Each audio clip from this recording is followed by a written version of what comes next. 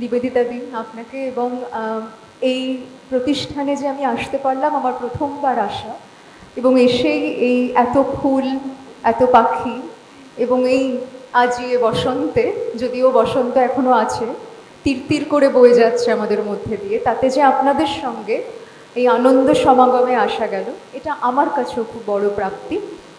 আমার সঙ্গে এই সময় কাটানোটা তোমাদের এবং আপনাদের কাছে প্রাপ্তি হয়ে উঠবে কিনা আমি জানি না, আমার চেষ্টা থাকবে।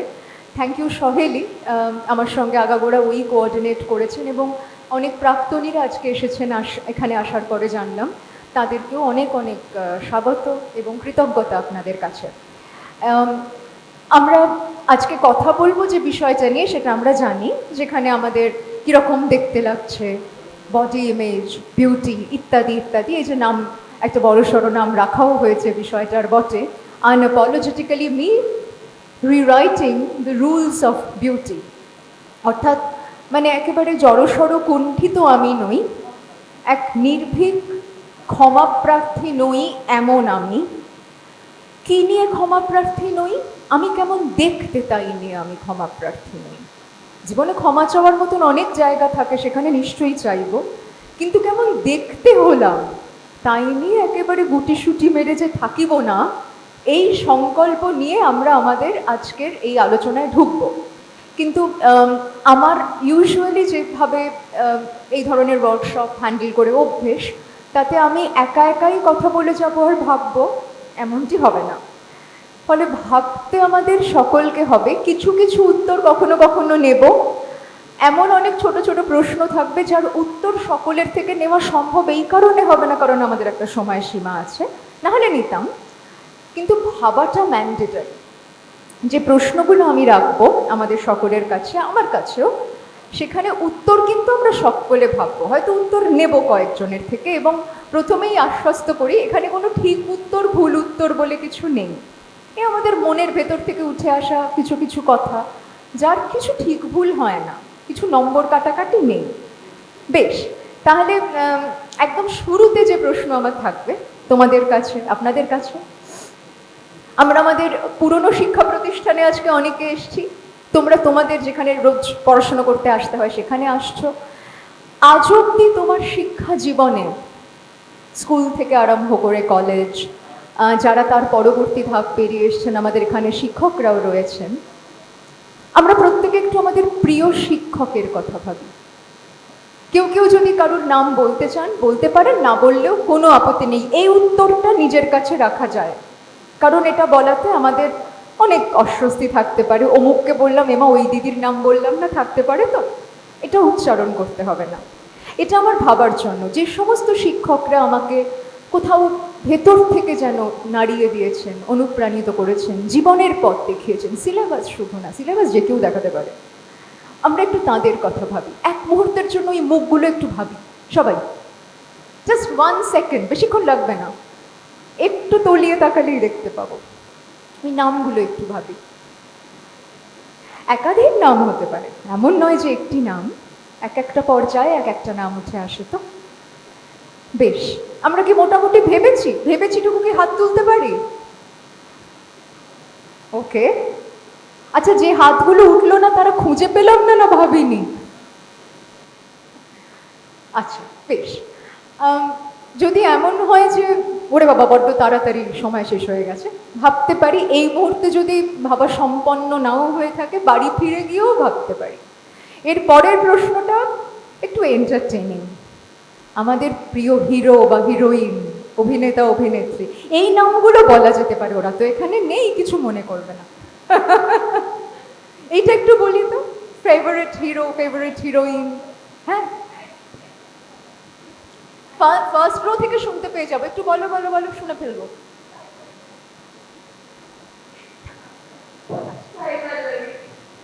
বেশ, আমি চিনি না।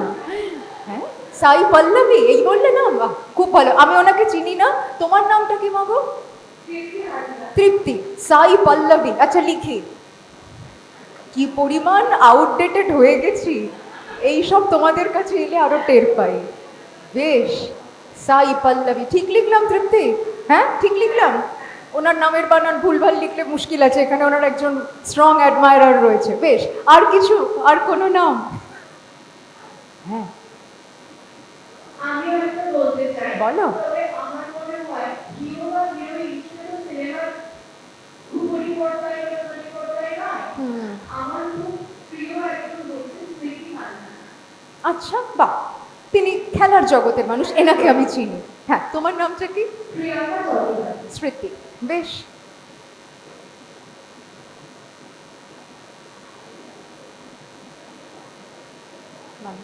বেশ, আরো কয়েকটা নাম প্রাক্তনীরাও বলতে পারেন, এরম নয় যে আমাদের বর্তমানদের থেকে শুধু নিতে হবে। আরো কিছু কিছু হাত উঠছে ওদিকে, দেখি পেছন থেকে একটু শুনবো।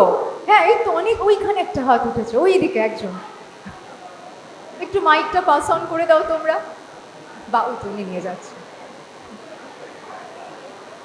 এইটা একটা খুব চেনা টপিকে প্রশ্ন পাওয়া গেছে এতক্ষণে। হ্যাঁ, বলে ফেলো। হ্যাঁ, একে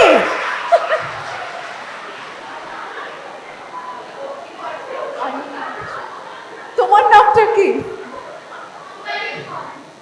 অম্বালি, হ্যাঁ, এই নামটা আমার ফ্যামিলিয়ার লাগলো। আচ্ছা, আন্নু, বেশ, বাবা রে। আচ্ছা,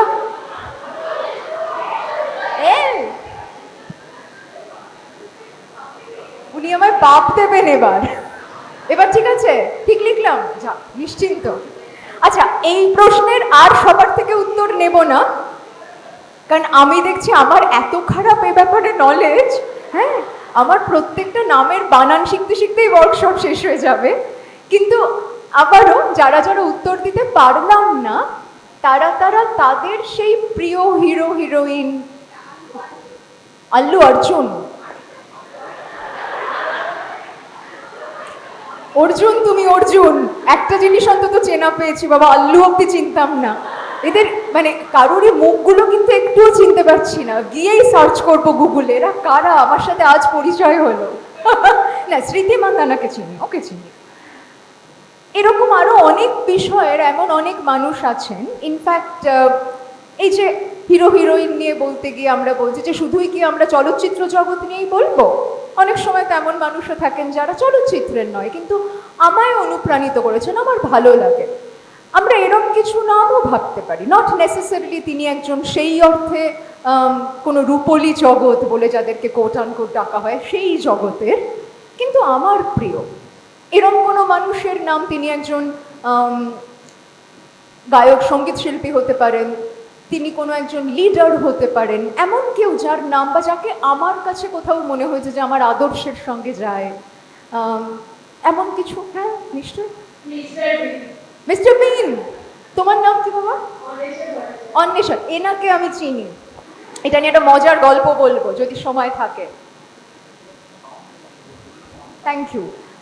এইরকম আরো অনেক নাম যদি আমাদের কারুর কারুর মনে আসে, হয়তো যাদের কথা আমরা শুনি, এখন তো আমরা অনেকের পডকাস্ট শুনি, অনুপ্রাণিত হই। ইনফ্লুয়েন্সার্স, নতুন শব্দ, জেন জি থেকে শেখা। হ্যাঁ,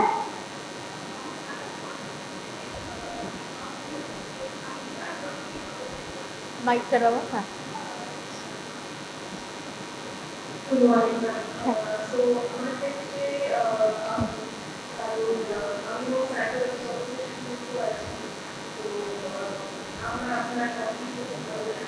থ্যাংক ইউ। তোমার নামটা জানতে পারি? অভিপ্সা। আমার নামটা আর বোর্ডে ফলো করে লিখলাম না, কিন্তু থ্যাংক ইউ। যেটাতে এরপর আসবো এখান থেকে, আবারও নামগুলো সবার নিলাম না বটে, কিন্তু আমরা ভাববো যে যে ব্যক্তিরা আমাদেরকে অনুপ্রাণিত করেছেন, যাদের আমাদের অভিনয় ভালো লেগেছে, খেলা ভালো লেগেছে, গান ভালো লেগেছে, বক্তব্য ভালো লেগেছে, আরও অনেক ফিল্ড থাকতে পারে। হয়তো কোনো একজন পলিটিক্যাল নেতা আজকের দিনে দুর্লভ, যাকে দেখে ভীষণ ভালো লাগছে, ভালো লাগতেই থাকছে, কিন্তু যদি এরম কাউকে আমরা পেয়েও থাকি, এবার একটু ভাবি তো তাদেরকে যে আমার অপূর্ব লাগছে, তাদের কতজনকে খুব কনভেনশনালি সুন্দর দেখতে। এদের প্রত্যেকের কথা ভাবি, এদের মুখগুলো আমি ঠিক জানি না, কিন্তু ইভেন দেন এরা এদের ক্ষেত্রে নিশ্চয়ই তেমনই দাগ কেটেছেন যে তোমাদের মনে দাগ কাটতে পেরেছে, তাই না? তা না হলে তো সাই পল্লবী, তা না হলে তো আমরা আল্লু অর্জুন এদের নামগুলো বলতাম না। এবং দেখো, আমি এদের নাই চিনতে পারি, আমার অনেক বয়স হলো এবং আমি অত আপডেটেডও থাকি না, অর্ধেক সময় হাইবারনেশনে থাকি।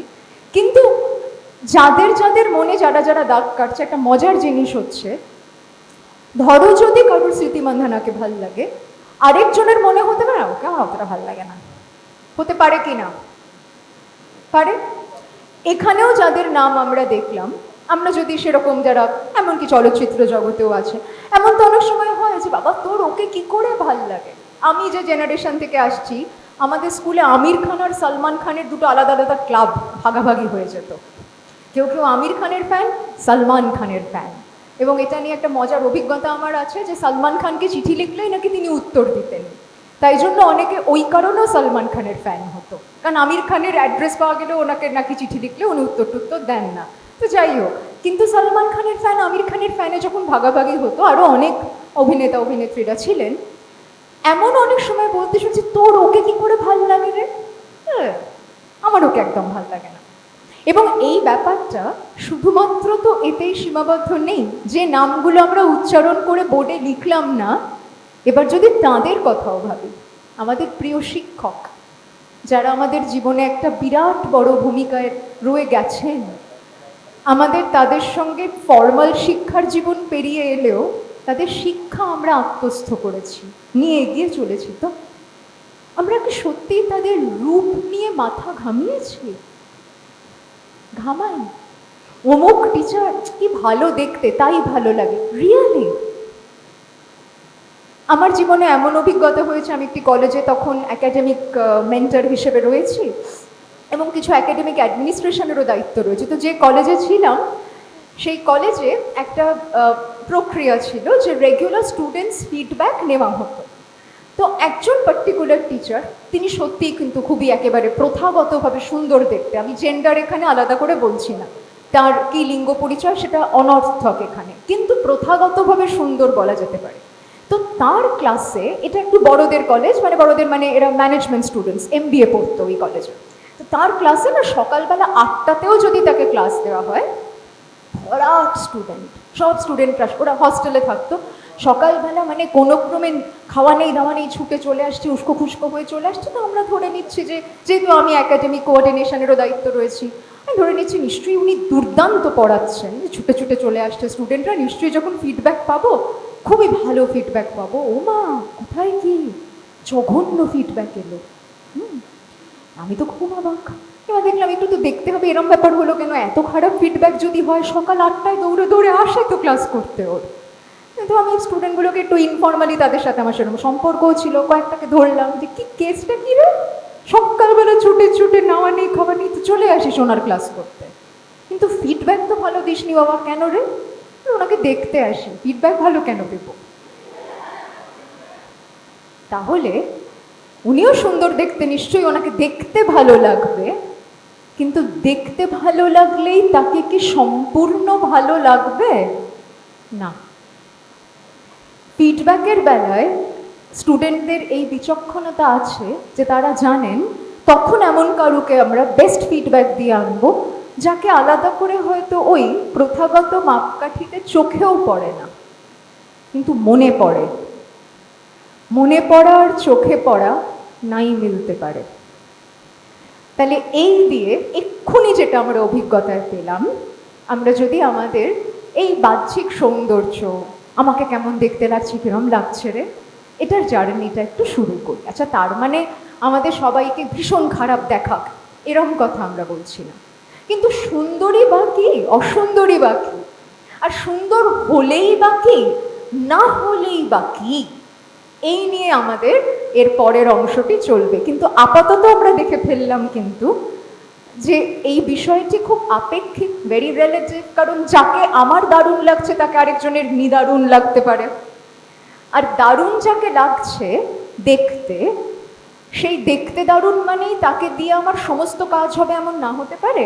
আর যাকে আমার ওভারঅল মনের ওপর বিরাট প্রভাব ফেলেছেন বলে আমরা মনে করছি, সেই মানুষটিকে নিয়েও কিন্তু আমাদের রূপ নিয়ে, দেখা নিয়ে একটা অন্য ধরনের ভাবনা চিন্তা থাকতেই পারে।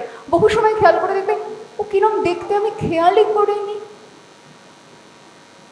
তোমরা এখানে যারা রয়েছো তাদের জীবন আরও যত এগোবে, জীবনে যখন সম্পর্কে যাবে, প্রেমে পড়িবে, যদি অলরেডি যারা যারা আছো তারা নিজেরাও জানো, সেক্ষেত্রেও একই জিনিস ঘটে।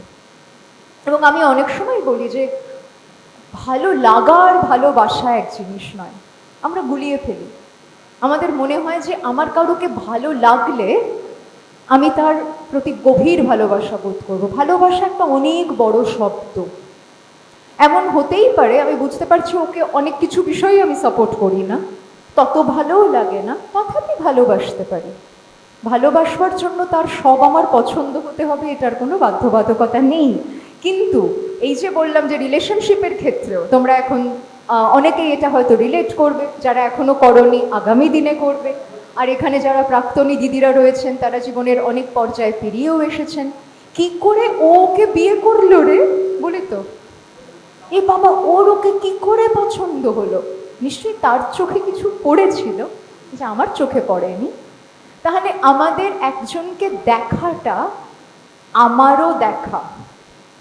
সে কোনো একটা স্থির ছবি নিয়ে আসছে না, আমার চোখে সে ধরা পড়ছে।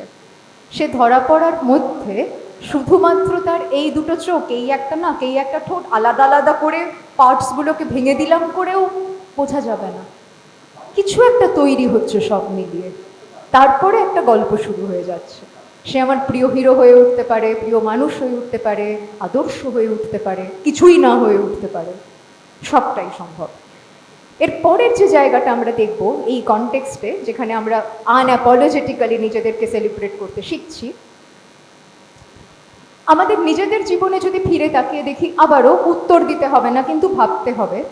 যদিও আমরা এক্ষুনি দেখলাম বটে যে রূপ দিয়ে বিশেষ কিছুই হয় না। আমার যাদের পছন্দ হয় তাদের রূপ দিয়ে আমরা তাদের অ্যাকচুয়ালি অত জাজ করিনি, তাদের অন্য কোনো কাজ দিয়ে জাজ করেছি, তাদের অন্য কোনো ধরনের ফাংশন দিয়ে জাজ করেছি। কিন্তু এবার যদি নিজের দিকে একটু এই আয়নাটা ঘোরাই, এই গল্পটা এক আর থাকে না। এই গল্পটা যে ঘুরে যায়, গুলিয়ে যায়, এটা আমরা না আমাদের ছোটবেলা থেকে দেখেছি। আমরা একটু ভাববো, এতদিন অবধি, আজ অবধি জীবনের যতটা পেরিয়ে আমরা এলাম, প্রত্যেকে আমায় নিয়ে শোনা আমার কাছে সবচেয়ে ভালো ভালো কমপ্লিমেন্ট কী কী আছে, আমার কমপ্লিমেন্টের ব্যাংকে কী কী আছে, আমরা সবাই একটু ভাবি। 1 সেকেন্ড, বলতে হবে না, এটা আমার ভাবার জন্য। হয় না, বাহ তোর চুলটা কি সুন্দর, আমায় কেউ বলেনি থ্যাঙ্কফুলি। বাহ তোর চোখ দুটো কি সুন্দর, বাহ কি সুন্দর হাইট, সামথিং সামথিং, কি ভালো স্কিন, এই যে বলে বিভিন্ন লোকজন, এরকম এই জাতীয় আমরা কি কি শুনেছি আমরা একটু ভাববো। এমনও যদি হয় এরম কিছুই কোনোদিনও শুনিনি, তাও ভাববো। জেনারেলি আমরা যে সমাজে থাকি তাতে আমাদের দেখা নিয়ে খুব চট করে উক্তির মুখোমুখি আমরা হই, বিশেষ করে যখন বড় হচ্ছি। আর সবাই সবসময় পলিটিক্যালি কারেক্ট কথা বলবে এমন সমাজে তো আমরা বাস করি না। দেখবে কোনো একটা অনুষ্ঠান বাড়িতে গেছি, কোথাও একটা বহুদিন পরে আমরা যখন যাই, প্রথমেই আমাদের দেখা নিয়ে একটা কমেন্ট হয়, খুব কমন হচ্ছে, কি রোগা হয়ে গেছিস, বা তুই কিন্তু একটু, হ্যাঁ কিছু না কিছু, বা বাবা তুই ছোটবেলায় কি ফর্সা ছিলি, এখন না কিরম, মানে রোদে পুড়ে রংটার আর তোর কিচ্ছু নেই, সামথিং অফ দ্যাট সর্ট। তাহলে কমপ্লিমেন্টও ভাববো। এবং তারপরে আরেকটু প্রবলেম্যাটিক, যেগুলো আমাদের ভালো বোধ করায়নি তাও ভাববো।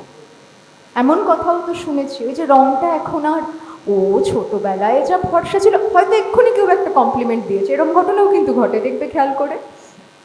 হয়তো তুমি ঢুকেছো, হয়তো কেউ একটা বলছে ওমা কি মিষ্টি লাগছে, ওকে এখন কি দেখছিস, ছোটবেলায় যা ছিল। প্রথমেই ওই গোটা জিনিসটার মধ্যে উনি একটু গোলমেলে একটা কমেন্ট ফেলে দিলেন। বা ওকে কি দেখছিস, ওর মা যা ছিলেন, মা বেচারি হয়তো অস্বস্তিতে রয়েছে। আমি বহু সময় দেখেছি যারা খুব, যে মায়েরা খুব সেই অর্থে ডার্ক সাইডে সুন্দরী বলা হয়, তাদের সন্তানদের, বা বাবা ভীষণ সুন্দর দেখতে, তাদের সন্তানদের বহু সময় এই সংকট দিয়ে যেতে হয়, বাবা মাদেরও যেতে হয়, তাদেরও এটা শুনতে ভালো লাগে না। আমাদের নিজেদের পরিবারেও অনেক সময় দেখেছি, হয়তো সত্যি সেই মা, সেই কাকিমা, সেই পিসি তারা ভীষণ সুন্দর, যেই তারা একসঙ্গে একটা অনুষ্ঠান বাড়িতে ঢুকছে, মাও একটা আশঙ্কায় রয়েছে, এই বুঝি একটা আলটপকা মন্তব্য এলো। ওর মায়ের এখনো রূপ দেখ, মেয়েটা না মানে ভালোই হয়েছে, খুব ভালো করে বোঝা যাচ্ছে কি বলছে। আমরা একটু এই কমেন্টগুলো ভেবে দেখব, কারণ আমরা বোধহয় এমন কেউ নেই যারা কখনো এর দুটোরই অভিজ্ঞতায় আসেনি, কেউ নেই। এমনকি যাদের নাম তোমরা মনে করলে, সেই অর্থে যারা খুব ঝকঝকে দুনিয়ার মানুষ, তাঁদের ওই অভিজ্ঞতা দিয়ে যেতে হয়েছে। ব্যক্তিগতভাবে অনেক সেই অর্থে মিডিয়ার সঙ্গে সংযুক্ত মানুষের সঙ্গে আমার বন্ধুত্বের পরিচয় আছে, ক্লিনিক্যাল কাজের পরিচয় আছে, তাদের জীবনের গল্পেও এই কথা শুনেছি। হয়তো কখনো মনে হয়েছে যে বাবা ওদের তো সবাই নিশ্চয়ই পছন্দ করে, সব সময় না। তার পরিবারেও সে ছোটবেলায় হয়তো শুনেছে নাকটা না চোখা হলো না। এবার আমি ঠিক জানি না মানে এক্স্যাক্টলি এত বড় নাক, এরম বড় বড় চোখ, এরম ঠোঁট, এরম একটা জিনিস আঁকলে কেমন দাঁড়াতো। আমি ভালো আঁকতে পারি না, তোমরা ট্রাই করে দেখতে পারো। তারপর গোটাটা সাদা পেন্ট করে দিলাম, এত বড় চুল করে দিলাম, মেয়েদের যেরকম অ্যাডে বলা হয়, এক্স্যাক্টলি ওইরমভাবে যদি বিভিন্ন পার্টস জয়েন করা হয়, বিষয়টা কিরম দেখতে হবে আমি জানি না। এআইকে জিজ্ঞেস করতে পারা যেতে পারে, ওরা তো এখন সবই পারে, হয়তো বানিয়েও দেবে একটা, কিন্তু কতক্ষণ তার দিকে তাকাতে ইচ্ছে করবে জানি না। কিন্তু আমাদের নিজেদের ওইভাবে দেখতে ইচ্ছে করাটা জন্ম নেয় আমাদের পরিপার্শ্ব থেকে। একটা ছোট বাচ্চা যখন জন্মাচ্ছে, সে না জানে না আমায় কেমন দেখতে, সে আমায় দেখতে শেখে তোমার দেখা দিয়ে। তোমার চোখ আমাকে নিজেকে দেখতে শেখায়। সেখানে আমরা প্রত্যেকে ওই একই নৌকায় সবার, কারণ আমরা শুনেছি। এবং এই শোনার ফলে কি হয়েছে, কিভাবে আমাদের মধ্যে একটা কিন্তু কিন্তু আমি, একটা জড়সড় আমি জন্মে যাচ্ছে। আমাদের প্রত্যেকেরই কিছু ইনসিকিউরিটিস আছে, সকলের। কি নিয়ে তৈরি হলো, কবে তৈরি হলো, এই পুরনো আখ্যানের একেবারে প্রাথমিক বিন্দুতে পৌঁছানো কঠিন। কারণ আমরা অনেক সময় ওই মাইন্ড মোমেন্ট ট্র্যাক করে ঠিক কবে অনসেট হয়েছিল তে পৌঁছতে পারি না। কিন্তু যদি পৌঁছানো যায়, একদম অসম্ভব নয়, কিছু কিছু কন্টেমপ্লেটিভ প্র্যাকটিস আছে যাতে এটা শেখানো হয়। যদি পৌঁছানো যায়, হয়তো দেখা যাবে সে কোনো একদিন খুব উৎসাহিত হয়ে কোনো একটা জামা পরে সাজুগুজু করে নিজের মতন হয়তো গেছিল, কেউ একটা বলেছে এই রঙটা তোকে মানায় না। ওর এই প্রথম মনে হলো যে আমার গায়ের রঙের সঙ্গে এই রঙটা যায় না, এটা ওর আত্মীকরণ হয়ে গেল। এবং আমাদের যেহেতু মনের মধ্যে অনেক দুর্বল বিন্দু থাকে, মনের অনেক অংশ যেহেতু খুব কমজোরি মন, গোটা মনটা নয়, কিছু অংশ, তাদের একটা স্বভাব আছে, সে না চায়ের পাতাটাকে ছেঁকে ফেলে দিতে পারে না, সে চায়ের পাতাটাই মাথায় রাখে, ভালো চাটা বাদ পড়ে যায়। আমরা ফিল্টার করে নেগেটিভগুলোকে হাইলাইট করে বাড়ি নিয়ে আসি। একটা ছোট উদাহরণ দিই, এই যে এক্ষুনি ভারী সুন্দর আমরা স্তোত্র শুনলাম, সুন্দর গাইলেন ওরা।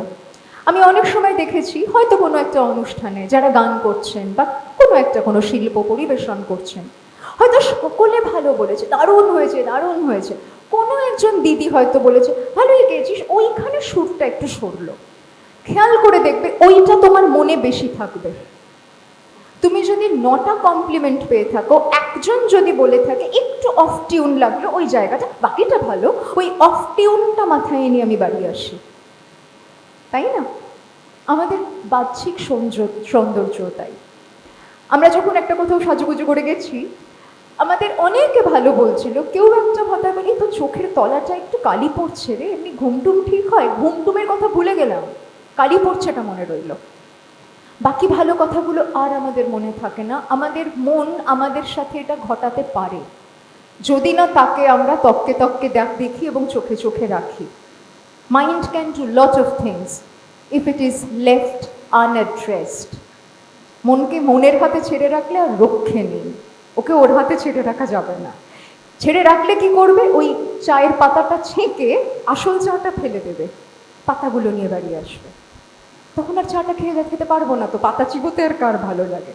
তাহলে আমাদের জীবনেও আমরা যদি খেয়াল করে দেখি, দেখো যে যে ধরনের উক্তি মন্তব্য বিরূপতার মুখোমুখি আমরা হয়েছি, আমরা সারাদিন পর কাকে ছেঁকে বাড়ি আনছি। আমাদের মনের যদি কোনো ভাঁড়ার ঘর থাকে, কাকে জমাচ্ছি? এবং এখানে আমাদের অনেক ট্রিগার্ড হওয়ার মতনও ঘটনা ঘটে, বটে কি, নিশ্চয়ই ঘটে। কিন্তু একটা দিকে যেমন আমাদের সচেতন হতে হবে যে যে কথা শুনে আমার ভালো লাগেনি সে কথা আমি অন্য কারোকে বলবো না, যে আচরণ আমায় কষ্ট দেয় আমি অন্যকে দেব না। খুব সিম্পল, এটুকু পালন করতে পারলেই পৃথিবীটা অন্যরকম হয়ে যেত। আমাকে যা কষ্ট দেয় আমি তোমায় কি করে দেবো, দ্যাটস ইট। সিমিলারলি এটাও যদি আমি ভাবি যে আচ্ছা আমার মনের মতন কথা সবাই সবসময় বলবে, এ তো আমার নিয়ন্ত্রণে নেই, এ তো রবীন্দ্রনাথের জুতা আবিষ্কার। তুমি তো গোটা পৃথিবীটাকে আসলে চামড়া দিয়ে ঢেকে দিতে পারবে না।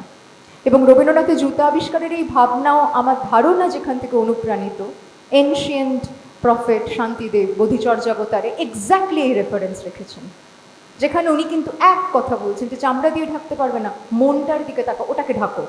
তাহলে আমরা যা যা নিয়ে জন্মেছি, আমায় যেমন দেখতে, এটা নিয়ে আমার মনের ইমিউনিটি গড়ব কিভাবে, আমাদের সেটার দিকে তাকাতে হবে। কারণ আমাদের মনের ইমিউনিটি নষ্ট করার মতন উপাদান কিন্তু চারিপাশে ছড়িয়ে থাকবে। এবং এই যে সোশ্যাল মিডিয়ার পৃথিবী, একটুখানি নিবেদিতাদের সাথেও কথা হচ্ছিল ওনার ঘরে বসে, সেই সোশ্যাল মিডিয়ার পৃথিবীতে এটা আরও বাড়িয়ে দেওয়ার মতন উপকরণ ক্রমশ বাড়ছে। কিভাবে বাড়ছে আমরা যদি একটু তাকিয়ে দেখি, আমাদের সবসময় দেখবে সোশ্যাল মিডিয়া, যখন আমরা এটা খুব ইন্টারেস্টিং একটা ফেনোমেনন, একটা খুব ইন্টারেস্টিং লুক। ধরো কোনো একটা কথা তুমি শুনলে আমার মেজাজ খারাপ লাগছে, ভাল লাগছে না। এবার আমরা কেন এত সোশ্যাল মিডিয়ায় যাই, তার একটা বড় কারণ হচ্ছে আমরা ডিস্ট্র্যাক্টেড হতে চাই। আমাদের ডিস্ট্র্যাকশন না হলে ভেতর থেকে যে কণ্ঠস্বরগুলো উঠে আসছে তাদের সঙ্গে সহবাস করা খুব কঠিন হয়। এই যে একটা কথা শুনলাম, ভাল লাগলো না, এ মা আমাকে খারাপ দেখতে বলেছে বা এরম একটা বললো, এটা তো ভেতরে টিকটিক করছে, মেজাজটা খারাপ হয়ে রয়েছে। এবং তাই নিয়ে আমাদের মনে আরও অনেক দূর অব্দি আমরা পৌঁছে গেছি। এই যে আমায় দেখতে খারাপ, আমার তো কোনোদিন ভালো বয়ফ্রেন্ড জুটবে না, আমায় নিশ্চয়ই কেউ চাকরিতে নেবে না, সিনেমায় অ্যাডে এইসব দেখাচ্ছেও বসে বসে, অধিকাংশ অদ্ভুত অদ্ভুত অ্যাড আমরা দেখেছি যেগুলো কোনোই মাথা মুন্ডু নেই। এক ঢাল চুল নিয়ে একজন ঢুকলো, চাকরি পেয়ে গেল। রিয়েলি হতে পারে? কখনো ভাবো তো। কিন্তু আমরা অ্যাডভার্টাইজমেন্টে দেখেছি বাকিরা যারা বসে আছে ওদের চুল নেই বলে ওদের চাকরি হচ্ছে না। আচ্ছা এতই যদি সহজ হতো তাহলে কি চাকরি নিয়ে এত আন্দোলন হতো নাকি? আমরা সবাই একটা করে উইক পরেই হাজির হয়ে যেতাম ইন্টারভিউ দিতে, আর কিছু না হয় তাতে চাকরি কনফার্ম হয়ে যেত। তাহলে এসব আমরা যুক্তি দিয়ে জানি যত ভুলভাল কথা, কিন্তু মন তবু বলে তো। তাহলে কি ও ভালো দেখতে বলি পেহেলে দর্শনধারী, আমরা শুনেছি তো, ও ভালো দেখতে না, ও ব্যাটে অলরেডি রান নিয়ে নেমেছে মনে হয় আমাদের। এই মনে হওয়াগুলো নিয়ে যখন ভেতরে আমাদের খুব অস্বস্তি হয়, আমরা রিল যখন দেখি, খেয়াল করে দেখবে কি দেখছি বলে দেখি না, কিছু একটা চাই আমার ধরার জন্যে তাই দেখছি। আসলে কি করছি, কিছু একটা দেখতে চাই না, শুনতে চাই না থেকে সরতে চাইছি বলে ওটা ধরেছি। আমরা মাইন্ডলেসলি ওটা স্ক্রোল করছি, কারণ না হলে কিচ্ছু করছি না। যদি কখনো এক্সপেরিমেন্টালি নিজের মনের সাথে এই 5 মিনিটের খেলাটা খেলো, কোনো স্টিমিউলাস রেখো না, কোনো বই রেখো না, ঘরের মধ্যে কিচ্ছুর দিকে চোখ পড়বে রেখো না, দরকার একটু জানলা দরজা বন্ধ করে জাস্ট 5টা মিনিট কিচ্ছু বাইরের দেখবো না। দেখো মন কি বলতে শুরু করে, ওরে বাবারে মারে বলে পালাতে ইচ্ছে করবে, গোড়ার দিকে যা যাও বলতে শুরু করবে তাতে। তার কারণ এটা না, অনেকক্ষণ ধরে যদি পাম্পে জল না তোলা হয়, ট্যাঙ্কে যদি অনেকক্ষণ জল না থাকে, তারপরে যখন আমরা জলটা তুলি কালো জল বেরোয়, মনের দিকে প্রথম যখন তাকাবে কালো জলই বেরোবে, কোনো সাদা জল তখন বেরোবে না। এই কালো জলগুলোকে অ্যাভয়েড করতে চাই আমরা, ফলে সাদা জল অব্দি আর পৌঁছানো হচ্ছে না, তার আগে রিল চলে আসছে। এবার কিরমভাবে একটা গোলমাল হচ্ছে দেখো, আমাকে কি এরম কেন বললো, ওর কেন ওই রকম একটা সুন্দর চেহারা, আমার কেন না, এইসব ভাবছিলাম, হয়তো ভাবতে ভাবতে একটা রিল খুললাম, তাতে আরেকজনকে প্রচুর এডিট করে এমনভাবে নিজেকে নিয়ে লাফালাফি করতে দেখলাম, দেখে মনে হলো বাবা এই তো সবাই ভালো আছে, আমি ভালো নেই। তাহলে রিলের কাছে, সোশ্যাল মিডিয়ার কাছে গেছিলাম হয়তো একটু ডিস্ট্র্যাক্টেড হতে। খেয়াল করে দেখো ফিরলাম কি মন নিয়ে? কোনো আহরণ নিয়ে ফিরলাম? কোনো উপশম নিয়ে ফিরলাম না, আরও ড্যামেজড হয়ে ফিরলাম। তার কারণ সেখানে যে লোকগুলোর ছবি দেখানো হলো তারা সব বডি আইডিয়ালস, এক ধরনের আপওয়ার্ড সোশ্যাল কম্প্যারিজন, যেটা আমরা বলি যে এক ধরনের ঊর্ধ্বমুখী গ্রাফ যার কোনো বাস্তব নেই। হবে কি করে? ওগুলো তো প্রত্যেকটাই এডিটেড। ভিডিওতে বিভিন্ন জিনিস করে দেওয়া যায়। আমরা নিজেরাই ক্যামেরার ছবিতে দেখেছি কি কাণ্ড করা যায়। অনেক সময় তোমরাই দেখেছো, বাবা ওকে সামনে এরম দেখতে, ওর তো ছবি এরম, এই তোর প্রোফাইল পিকচার, ইনি কোত্থেকে হাজির হলেন হয়তো। তো তাকে নিয়ে যদি ভিডিও তৈরি হয়, সে ভিডিওতে সে কি থোড়াই যেমন দেখতে সেরকম করে নিজেকে প্রেজেন্ট করবে নাকি? কিন্তু যখন আমরা অন্যকে দেখি, আমরা কিন্তু সে যা দেখাচ্ছে সেটাকেই বিশ্বাস করে দেখি। নিজেকে দিয়ে ভাবি না যে আমার যখন মুখটা প্যাঁচার মতো ছিল তখন তো সেলফি তুলিনি, তাহলে ও প্যাঁচার মতো মুখ করে সেলফি তোলেনি। যদিও ইটস এ ডিফারেন্ট ম্যাটার যে আমি খুবই প্যাঁচাদের ভক্ত এবং আমি প্যাঁচাদের খুবই পছন্দ করি, আমার খুবই প্রিয় একটি পাখিও। কিন্তু অনেকেই প্যাঁচাকে তো খুব কমপ্লিমেন্ট হিসেবে ব্যবহার করে না। আমার মনে আছে ছোটোবেলায় কে একটা আমাকে বলেছিল প্যাঁচার মতো দেখতে, আই ওয়াজ ইলেটেড। আমি দৌড়ে দৌড়ে মায়ের কাছে গেছি, মা আমাকে প্যাঁচা বলেছে। মা একটু কষ্ট পেলেন, মা বুঝলেন ব্যাপারটা যে খুব ভালো হয়নি। তো আমি খুশি হয়ে গেছিলাম যে কি দারুণ একটা কমপ্লিমেন্ট পেয়েছে, ওকে প্যাঁচার মতো বলেছে। কেউ একটা বলেছিল স্কুলের কোনো একজন উঁচু ক্লাসের মিতুকে একটা প্যাঁচার মতো দেখতে। খুশি হয়ে মানে আমার দিনটা ভালো হয়ে গেল পুরো মনে হয়েছিল। কিন্তু ধরো আমার কাছে প্যাঁচা প্রিয়, যে প্রিয় পাখি আমার নয় তার নামে ডাকলে কি হতো অবশ্য জানি না। যেটাই ছিলাম, সোশ্যাল মিডিয়া আমাদের তাহলে কোথাও এমন কিছু চিত্র দেখাচ্ছে যেগুলো আনরিয়েল, ওরম নয় ওরা। আমরা তুলনা করছি, আমাদের তখন মনে হচ্ছে ওদের সব আছে, আমার কিছুই নেই, সব ওরা পেয়ে গেল। এবং সেটা শুধু দেখা দিয়ে নয়, যে জীবনগুলোর ছবি দেখাচ্ছে। এই যে ধরো রিলেশনশিপের নানান কোড, যেন সবার সঙ্গে সবার দেখা হলে শুধুই পুষ্প বিনিময় হয়, ভালো ভালো কথা হয়, আমরা ভাবছি সর্বসুখ ওই পারে, তারপর ঝাঁপ দিচ্ছি, দিয়ে কিছুই খুঁজে পাচ্ছি না, সেটা অন্য কথা। কিন্তু এই যে এক একটা চিত্র আমাদের সামনে তুলে ধরা হচ্ছে, তার ফলে যেটা হচ্ছে, এই তুলনামূলক জায়গায় দাঁড়িয়ে যে আমি নিজেকে নিয়ে এমনি জড়সড় ছিলাম, তার মনে হচ্ছে ওরে বাবা এই পৃথিবীতে তো আমার কোনোই ঠাঁই নেই, এ তো সব মানে একদম এক্সেলেন্টদের জগতে আমি কোথা থেকে কে এসে পড়িলাম।